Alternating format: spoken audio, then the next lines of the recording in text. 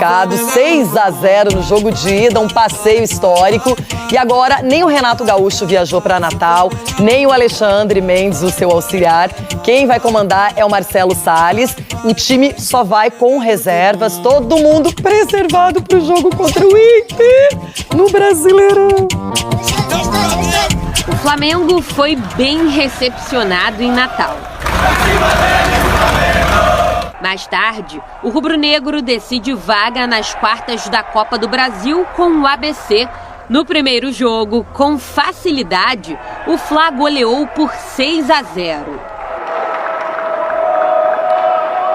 Hoje, o time carioca pode perder por até 5 gols, que mesmo assim se classifica. Para levar a decisão para os pênaltis, o ABC precisa devolver o placar construído no Maracanã. Uma missão bem complicada para os donos da casa.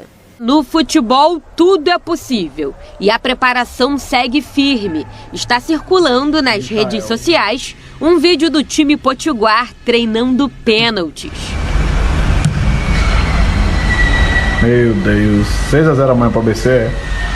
Sei não, viu? Com a boa vantagem no placar, o técnico Renato Gaúcho e os titulares ficaram no Rio de Janeiro. Vão aproveitar o tempo para treinar, já pensando no duelo com o Inter pelo Brasileirão. E a gente tem tido muito pouco tempo para treinar, então vou aproveitar bem essa semana para ficar com um grupo aqui, treiná-los, já pensando nos próximos jogos, no caso no domingo contra o Internacional e depois do da Libertadores. Na Copa do Brasil, as chances são dos garotos do Sub-20 e também daqueles jogadores que entram menos. É até difícil escalar esse time, mas entre os relacionados estão Léo Pereira, Rodinei, Mateuzinho, Bruno Viana, Thiago Maia, Michael, Vitinho e Pedro. Nomes bem conhecidos, né? O auxiliar Marcelo Salles vai comandar o time na beira do campo. Em 2019, ele teve a mesma responsabilidade depois da saída de Abel Braga. Na época, foram 4 jogos, 3 vitórias e 1 empate. É claro que se ele precisar, Renato dá aquela ajudinha. Mesmo de longe, o treinador vai estar online. E daqui do Rio mesmo, através do telefone, eu vou ajudá-los também durante a partida, até porque a gente tem uma boa vantagem, mas não estamos classificados ainda. Ai, que discurso. Ai, tá bom. Agora, vamos lá, tudo bem. Renato. Deixou todos os titulares no Rio de Janeiro, nem o Renato viajou, mas aí ele mandou, assim, pra Natal, não é? Sim. O Pedro, o Vitinho, o Michael, o Léo Pereira, o Bruno Viana, o Mateuzinho, o Ramon, o Thiago Maia, só pra citar, assim, alguns. Seu time reserva? É. Se vacilar, esse time é ganho do Inter, hein? Mas, qualquer um dos dois. Se vacilar. O Inter de hoje, qualquer um dos dois. Da hora vai chegar. Que elenco, hein? Que elenco. E é perigoso golear de novo. Não tem como. É óbvio que o Renato tem que ter essa atitude, né? Do respeito com o adversário e tal, mas um 6-0, eu até achei aqui, com todo respeito ao ABC, né? Os caras treinando o pênalti lá. Legal, os caras treinarem pênalti. Bacana. Pode ser que durante o jogo aconteça um pênalti ali, aí os caras têm que converter, né? Não, o treinador é obrigado a treinar esse tipo de coisa, ainda mais uma competição de mata-mata. Mas é que, claro, o torcedor olha isso e transforma em piada, em brincadeira, o que seja.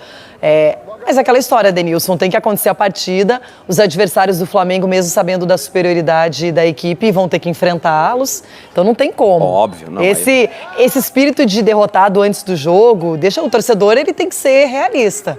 Não é? Eu mesma, como colorada, se o Inter vencer o Flamengo, vai ser uma surpresa. Infelizmente, será. Você não, você que foi enfrentar. Deixa eu te falar. Você foi enfrentar o Flamengo como São Paulino, acabou o primeiro tempo 0-0, tava rindo à toa no grupo. Tava jogando mal? Não, só que tomou 5. Não, mas tomou 5 Não interessa, você pode tomar 5 no primeiro tempo, no segundo, o que importa é o resultado final. Os caras vacilaram 3 minutinhos lá, os caras vacilaram. A bola, escanteio, os caras olhando pro céu, pô, fazendo. Acorda que o gol do Bruno Henrique. Sai na frente com o gol do Arboleda e depois toma 5. Eu não vou iludida, não adianta. Eu não não vou, iludida, não vou ser Tonho da Lua, que nem o Ronaldo Giovanelli, que disse, o Edilson, o Corinthians vai ser campeão brasileiro esse ano. Não vai. É a minha opinião. Olha aquela jogada do Flamengo. A hora vai chegar. Começou aqui na lateral esquerda com o Michael. Onde ela foi parar, ó. Gabigol, caindo pelos lados, bom passe. Aí o Maia cruza. Ó, olha isso aí, que coisa mais linda, hein? É um desenho pro final de semana. Isso é lindo. Isso é lindo quando não é contra o nosso time. Aí é lindo. Quando é contra a equipe que você torce, é terrível, é traumático, é frustrante, é péssimo. Mas, uma coisa a gente tem que falar, agora é sério, uma coisa é sério. E não era sério? E não era sério? Não, a tranquilidade que você tem que ter, porque o jogo é no Beira-Rio, o jogo, Flamengo. Não, o jogo não é no Beira-Rio, você sabe. E ele foi me provocando toda hora com isso, o jogo é no Maracanã. E os caras estão descansados, nem viajaram pra Natal. Então dizer que o Inter tem uma semana cheia, o Flamengo também. O jogo não é assim no Beira-Rio, não? Não. Deixa eu falar no Flamengo, porque tem uma outra situação aí. O Flamengo conseguiu a liberação na Justiça para ter público nos seus jogos do Campeonato Brasileiro. O STJD aceitou o pedido do clube, só que a CBF disse que vai recorrer da decisão. E o assunto, gente, tá dando o que falar. Conseguiu uma liminar no Superior Tribunal de Justiça Desportiva para permitir a presença de torcedores em seus jogos como mandante em competições organizadas pela CBF, como o Brasileirão. A decisão do presidente Otávio Noronha ainda não contempla a partida diante do Internacional, marcada para o fim de semana, e deve respeitar a porcentagem estabelecida pelas autoridades locais. O despacho do tribunal ressalta que cidades como Rio de Janeiro, Brasília e Belo Horizonte já autorizaram a presença de público nos estádios e que a CBF ainda não alterou suas diretrizes para essa retomada gradual. O texto cita também que outras competições ocorreram com a presença da torcida, como a Copa América e a Libertadores.